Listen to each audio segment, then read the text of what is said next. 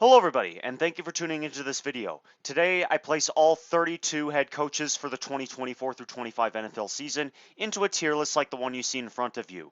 Now before we begin, I remind you to hit the like button if you enjoy this video, subscribe to my channel for more content like this, and to click the bell icon to be notified of future uploads. Let's begin. First up, we have Sean McDermott.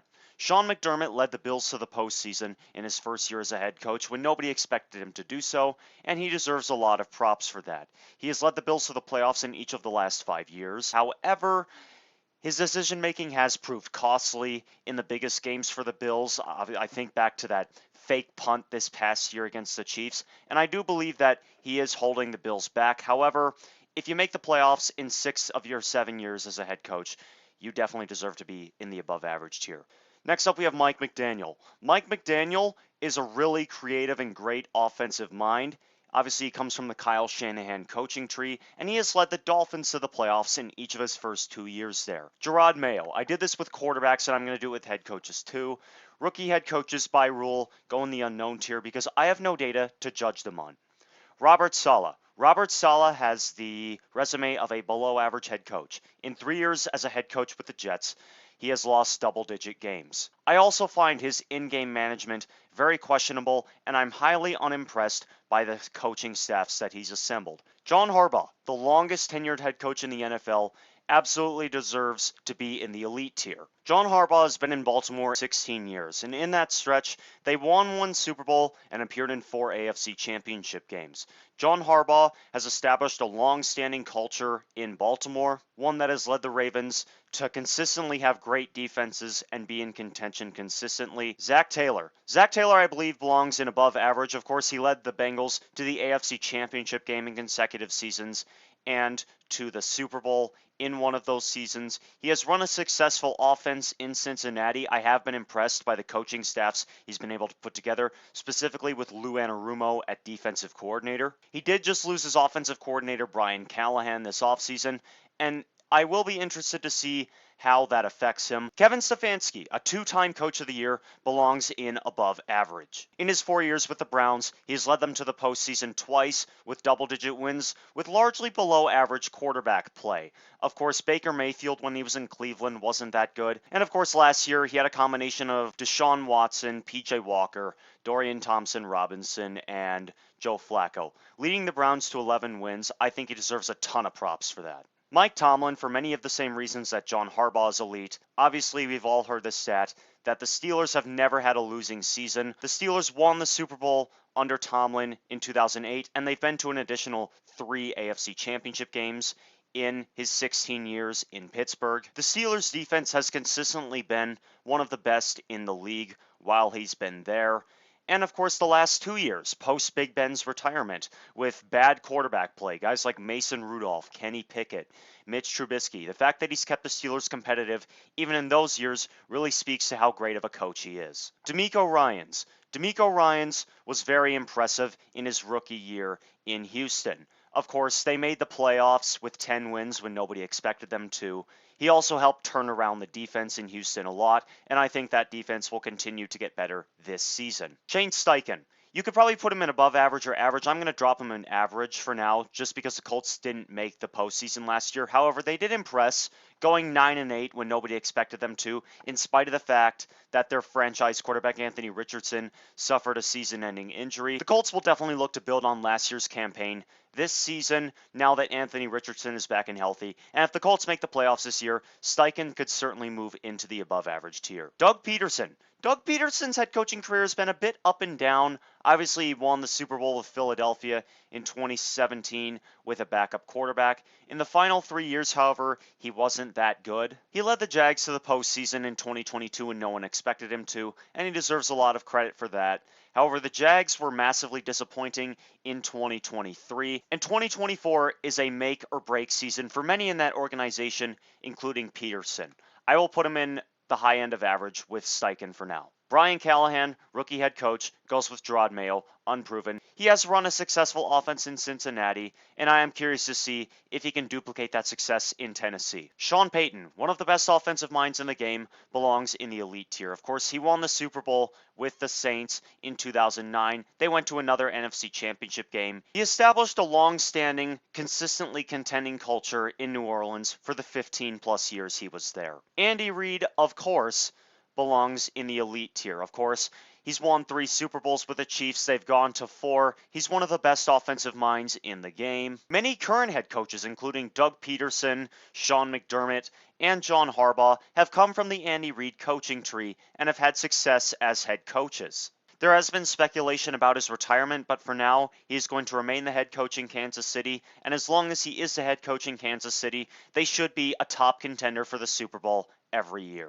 Antonio Pierce, although he's not a rookie, he was an interim head coach last year. Did not see a full season of him, and I do not believe that is enough data to judge him on. He did run a surprisingly successful defense while he was the head coach of the Raiders. However, the offensive side of the ball remains a major question. Jim Harbaugh, not a rookie head coach, was very successful in his tenure as a head coach and was very successful at the college level. However, we have not seen him coach in the NFL in over a decade, and by rule that puts him in the unknown tier. If he leads the Chargers to the playoffs this year with that receiving core, that instantly puts him in the above average tier, but for now he's going to slot in the unknown tier. Mike McCarthy, textbook good but not great head coach. The Packers, of course, made the playoffs in 8 straight seasons under McCarthy, and the Cowboys have made the playoffs with 12 wins in each of the last 3 years under McCarthy. However, like Sean McDermott, his in-game management in the biggest games has proven very questionable and costly for both the Packers and the Cowboys. Brian Daboll. Maybe I'm underrating Brian Daboll slightly, but I'm going to put him in the average tier. Obviously, he won Coach of the Year in 2022, leading the Giants to the playoffs with Daniel Jones at quarterback when no one expected him to. However, they extended Daniel Jones last offseason and flopped on their face last year. Could 2024 be a make-or-break season for Daboll? Maybe. I think with one really good season and one really bad season, average is about where Brian Daboll should slot. Nick Sirianni. Obviously, the ending of the 2023 season in Philadelphia does not reflect well on Sirianni, but given that he's led the Eagles to the playoffs in each of his 3 years there, and he led them to the Super Bowl in one of those 3 years, he has to slot in the above average tier. Dan Quinn. He is not a rookie head coach. However, we haven't seen him coach in the NFL in a few years. He was up and down with his head coaching tenure with Atlanta. He ran a successful defense in Dallas. I do think he will be able to fix up that defense in Washington. However, the offensive side of the ball does remain a question. Matt Eberflus, like Robert Saleh, has the resume of a below-average head coach. He's only been in Chicago 2 years. However, they've lost double-digit games in each of those 2 years. This is a make-or-break season for Eberflus, and a lot of that will come down to how Caleb Williams looks in his first year.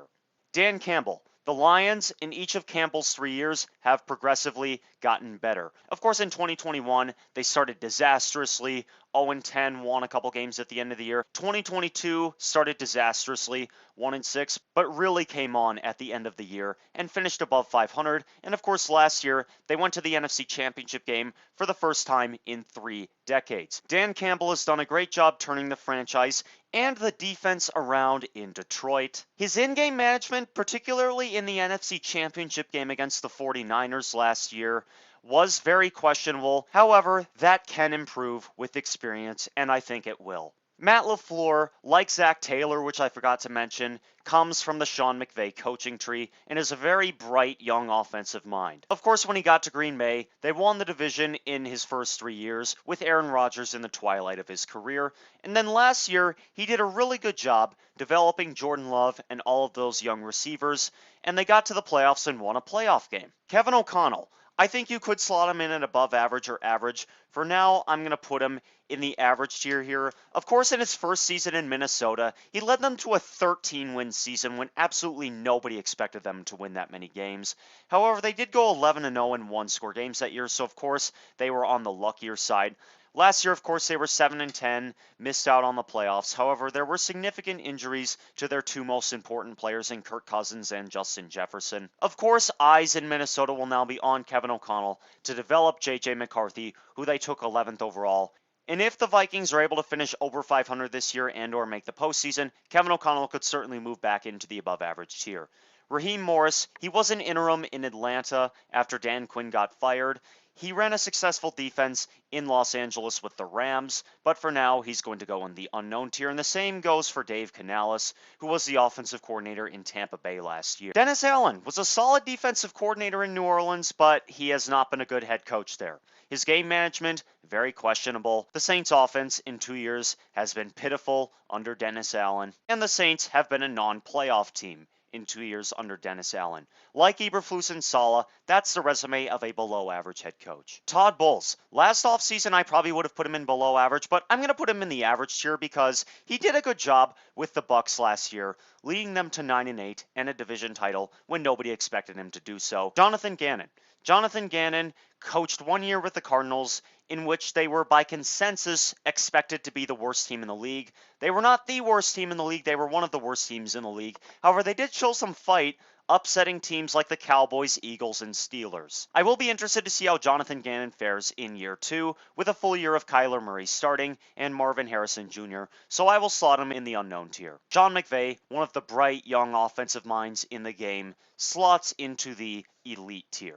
He has a lengthy coaching tree, producing guys like Zach Taylor, Matt LaFleur, Kevin O'Connell, and Raheem Morris. In Los Angeles, he led the Rams to 2 Super Bowls, one of which they won. He did a great job leading the Rams to the playoffs last year when I thought they would be terrible. Kyle Shanahan, the first 2 years in San Francisco were not good. However, 4 of the last 5 years, they have been in the NFC Championship game, so Kyle Shanahan absolutely has to slot into the elite tier. This guy can make just about any quarterback look good in his offense. His offensive system has been one of the highest standards in the league since he got to San Francisco, and his coaching tree has produced some very high-quality fruit, including Mike McDaniel and DeMeco Ryans. And lastly, we have Mike Macdonald, ran a very successful defense in Baltimore last year, rookie head coach in Seattle. I am curious to see how he will do with the Seahawks this year, but because he's a rookie, he is going to slide into the unknown tier. And that will be all for today. That is my tier list